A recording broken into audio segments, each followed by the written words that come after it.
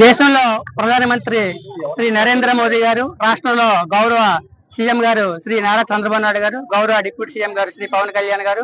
TDP రాష్ట్ర అధ్యక్షులు మరియు గాజువాక శాసనసభ్యులు శ్రీ పల్లా శ్రీనివాసరావు గారు, మా రాష్ట్ర అధ్యక్షులు శ్రీ పిఎన్ మాధవ్ గారి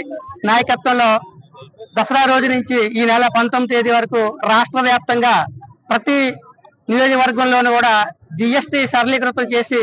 దేశంలో ఉన్న అన్ని వర్గాల ప్రజలకి సుమారు ఒక కుటుంబానికి నెలకి 3,000 నుంచి 15,000 వరకు ఆర్థికంగా లబ్ధి చేకూర్చినటువంటి కేంద్రంలో రాష్ట్రంలో కూటమి ప్రభుత్వానికి ధన్యవాదాలు తెలియజేస్తూ, అదే విధంగా జిఎస్టీ వల్ల ఎవరెవరికి ఎటువంటి లాభాలు ఉన్నాయనేది ప్రజలందరికీ తెలియజేసే విధంగా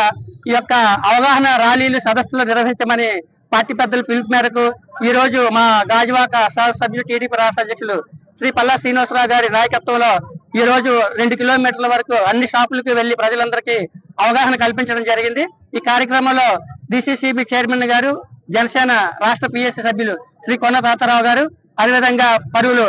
కార్పొరేటర్స్, జనసేన బీజేపీ టీడీపీ నాయకులు, కార్యకర్తలు, ప్రజలు, అధికారులు అందరూ పాల్గొన్నారు. అందరికీ పేరు పేరున ధన్యవాదాలు తెలియజేస్తారు.